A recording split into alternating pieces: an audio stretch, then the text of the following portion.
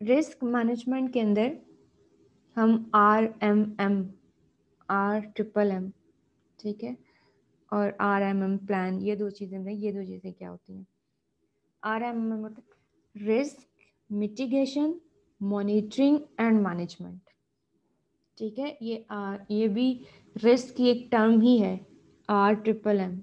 Risk, पहला M mitigation का, दूसरा मॉनिटरिंग का, तीसरा मैनेजमेंट का, ठीक है। Risk mitigation, monitoring and management, ये है क्या स्ट्रेटजीज? ये भी वही तकरीबन वैसा ही काम है। ये भी रिस्क को अवॉइड किया जाए, रिस्क को मॉनिटर किया जाए, रिस्क को मैनेज किया जाए, यानी उसका कॉन्टिजेंसी प्लान बनाया जाए, ठीक है। लेकिन हम इसमें ज़्यादा डिटेल के साथ, ये आपका एक डॉक्यूमेंट होता है RMM डॉक्यूमेंट, जो प्योरली रिस्क को डील कर रहा होता है, प्योरली रिस्क को। रिस्क मिटिगेशन क्या है? The action of reducing the severity, seriousness और पेनफुलनेस ऑफ समथिंग। जैसे हमने अभी मिनिमाइजेशन पढ़ा, दैट्स मिनिमाइजेशन और मिटिगेशन सेम चीज़ें हैं, ठीक है। रिस्क मिनिमाइजेशन करना मतलब रिस्क की सीरियसनेस को कम करना। रिस्क मिटिगेशन का मतलब भी यही है कि रिस्क की सीरियसनेस को कम करना, ठीक है। तो ये दोनों सेम हैं चीज़ें, लेकिन वर्ड दो हैं, risk minimization and risk mitigation. यहाँ पे उसे RMM में मिटिगेशन कहा गया है। इसमें भी हम वैसे ही करते हैं। हमारे पास अगर रिस्क आ जाता है ना, ये रिस्क आया, तो सबसे पहले हम उसको मिटिगेट करेंगे, यानी क्या, उसकी सीरियसनेस को कम करेंगे। वही एग्जांपल जो मैंने आपको प्रीवियस दी थी, क्या, कि अगर आपका कोई स्टाफ, अगर आपके पास है स्टाफ टर्नओवर हाई है, हाई स्टाफ टर्नओवर का क्या मतलब है कि the number of worker hired by an establishment to replace those who have left in the given time period. कितने नंबर ऑफ पर्सन एक गिवन टाइम पीरियड में आपके ऑर्गेनाइजेशन को छोड़ के चले गए हैं, दैट्स कॉल्ड स्टाफ टर्नओवर। अगर आपके पास हाई स्टाफ टर्नओवर आ रहा है in a project, then it should be a risk. ये एक रिस्क होगा। आपने कहा कि ये R1 रिस्क है, आप इसको अब मिटिगेट कर रहे हैं, आप उस स्टाफ मेंबर से मिल रहे हैं, ठीक है। आप try to reducing the cause, यानी जब आप मिलेंगे तो आपको पता चलेगा कि वो क्यों लीव करके जा रहा है, ठीक है। आप वही स्नैरियो है, लेकिन यहाँ पे, वहाँ पे टर्म थी मिनिमाइजेशन और यहाँ पे हमने टर्म यूज किया है मिटिगेशन, ठीक है। तो try to reduce the cause of turnover, ठीक है। आप कोशिश करते हैं कि आप प्रोजेक्ट स्टार्ट होने से पहले ही जो आपके पास एम्प्लॉयज़ हैं, आप उनसे मीटिंग करें, और मीटिंग करके आप उनसे उनके जो हैं वो इश्यूज वो पहले सॉल्व कर लें। जब आप उनके इश्यूज पहले सॉल्व करेंगे तो ये रिस्क, एक तो इसके आने के चांसेस भी कम हो जाएंगे, और अगर आ भी जाता है तो आप सीरियसनेस भी इसकी कम होगी। जाहिर सी बात है, आपने मैक्सिमम, आपने सब लोगों से मीटिंग किया, उनके इश्यूज पूछे हैं, अच्छा आप किस टाइम पे काम करना चाहते हैं, आप किस टाइम पे काम करना चाहते हैं, आप इसका क्या पैकेज लेंगे, मतलब सारी बातें आप उनकी जो है वो कंसिडर कर रहे हैं। तो फिर ये किस लिए कर रहे हैं आप? ये मिटिगेशन करने के लिए, ठीक है। ट्राई टू रिड्यूस द स्वेयरनेस और पेन, उसकी जो है, अगर वो आ जाएगा तो उसको कम से कम इफेक्ट हो। कोई क्वेश्चन पूछ रहा है या रिकॉर्डिंग तो आना है? Once project start, assume turnover will occur and develop techniques to ensure continuity when people leave. तो आप मतलब एक तरफ तो उसे रिड्यूस करने की भी कोशिश कर रहे हैं, और दूसरा आप अपना बैक एंड पे वो भी रख रहे हैं कि किसी तरह अगर ये आ भी जाता है तो आप अपने एम्प्लॉय जो है ना, नंबर जो है ना वो रखेंगे बैकअप पे भी, ताकि अगर वो लीव भी कर जाते हैं तो आपकी जो है वो सिवियरिटी कम से कम हो, यानी आप उसकी जगह नया पर्सन भी अपना रखेंगे, ठीक है।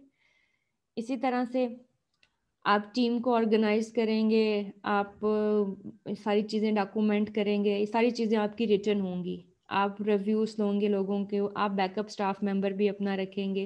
दैट्स कॉल्ड कि आप मिटिगेशन प्रॉपर प्लान कर रहे हैं उसका, कि अगर कोई रिस्क आपको लगता है कि ये आ सकता है तो उस रिस्क के आने को भी कम कर रहे हैं, और अगर वो रिस्क आएगा तो उसकी आप जो जो सेवेरिटी है ना वो भी आप कम कर रहे हैं। ये टोटल आपका क्या कहला रहा है, रिस्क मिटिगेशन। ठीक है, ये आपका क्या कहला रहा है, रिस्क मिटिगेशन।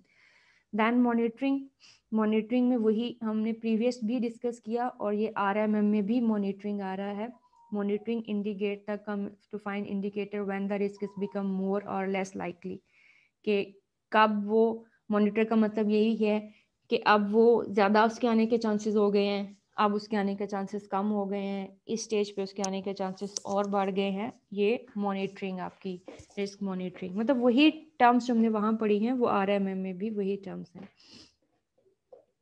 रिस्क मैनेजमेंट और कॉन्टिजेंसी प्लान आपका, ठीक है। रिस्क मैनेजमेंट, कॉन्टिजेंसी प्लान मैंने पहले भी आपको बताया प्रीवियस में भी कि ये वही चीज़ है कि रिस्क आने के बाद, यानी अब आपका रिस्क आ चुका है, अब आप क्या प्लानिंग करेंगे, ठीक है, अब क्या करेंगे। This stage come into the play when mitigation effort have failed and risk have become a reality, यानी ये कॉन्टिजेंसी प्लानिंग तब होती है जब आपकी जो है मिटिगेशन वो फेल हो गई है, मतलब रिस्क के आने के चांसेस भी आपने कम किए, आपने कोशिश की, लेकिन अब वो रिस्क आ चुका है, ठीक है। इसमें आप फिर क्या क्या अपना कॉन्टिजेंसी प्लान रखेंगे, मतलब आप क्या करेंगे। आप जो पर्सन जा रहा है आप कहेंगे जाओ, मतलब चले जाओ, जितने नंबर ऑफ पीपल लीव करके गए हैं आप दोबारा से हायरिंग करेंगे उन लोगों की, और ये सारी चीज़ें जो हैं वो आप अपनी डॉक्यूमेंट करेंगे, ठीक है। मतलब रीस्केड्यूल किया स्टाफ, दोबारा से जो है वो टाइम स्केड्यूल दोबारा से बनाया प्रोजेक्ट का, बजट दोबारा से किया इस, क्योंकि अब आपका बजट भी इसमें दोबारा से कैलकुलेट होगा जब आपका रिस्क आने के बाद अब बजट के ऊपर क्या चेंजेस पड़ी है, कॉस्ट बेनिफिट एनालिसिस के ऊपर क्या इफ़ेक्ट हुआ है इस रिस्क का, वो आप अपना लिखेंगे कि पहले आपका कॉस्ट 5% थी, अब जो है वो अब कितना कॉस्ट बेनिफिट एनालिसिस कितना चेंज हुआ है, उससे हमें पता चलेगा कि इसने इफ़ेक्ट कितना किया है हमारे प्रोजेक्ट को, ठीक है। अगर पहले 5% कॉस्ट बेनिफिट एनालिसिस कुछ हो रहा था, अब 3-4% है, तो बहुत ज़्यादा कोई इफेक्ट नहीं किया, ठीक है। अब अगर 15% रिड्यूस हो गया है तो डेट्स मीन के अब इसने जो है ना वो ज़्यादा इफेक्ट किया है। तो रिस्क जब आ जाए उसके बाद उस रिस्क ने कितना नुकसान किया है आपके प्रोजेक्ट का, वो चेक करने के लिए आपने कॉस्ट बेनिफिट एनालिसिस दोबारा से करना है, ठीक है। उससे पता चलेगा कि उस रिस्क, वो जो रिस्क था वो कितना सीरियस था, ठीक। हर रिस्क का आप एक प्लान बनाएंगे, RMM प्लान, ठीक है। इसमें आप हर रिस्क को डॉक्यूमेंट करेंगे अपना, यानी उसके आने के कितने चांसेस थे, उसने कितना नुकसान किया, क्या उसके लिए प्लान बनाया गया, कौन सी टीम ने उसे हैंडल किया, ठीक है। आमतौर पर इसे हम कहते हैं risk information sheet, RIS, risk information sheet. Risk information sheet के अंदर आप क्या कुछ लिखते हैं, ये सारी चीज़ें, ये पॉइंट्स याद रखने हैं। रिस्क को आप आईडी देंगे, किस डेट को था, क्या प्रोबेबिलिटी थी, क्या इम्पैक्ट हुआ, उसकी डिस्क्रिप्शन लिखेंगे, उसका कॉन्टेक्स्ट यानी कहाँ पे वो आया, टेक्नोलॉजी में आया, किस में, देन आपने मिटिगेशन क्या की थी, मॉनिटरिंग कैसे की थी, मैनेजमेंट उसकी क्या थी, कॉन्टिजेंसी प्लान क्या था, और कॉन्टिजेंसी प्लान में फिर कौन कौन सी चीज़ें आपने इनिशिएट की थी, करंट स्टेटस क्या है उस रिस्क का इस टाइम पे, और किसको असाइन किया गया था ये रिस्क हैंडल करने के लिए, यानी रिस्क के against each and every detail जो है वो लिख लेना। That's called RIS, risk information sheet, ठीक है, रिस्क इंफॉर्मेशन शीट। इससे क्या फ़ायदा होता है रिस्क इंफॉर्मेशन शीट से, कि नेक्स्ट टाइम जब आपके पास इसी तरह का कोई रिस्क आएगा तो आपको दोबारा से एफर्ट करने की ज़रूरत नहीं होगी कि दोबारा से आप उनकी डिटेल सारी लिखें।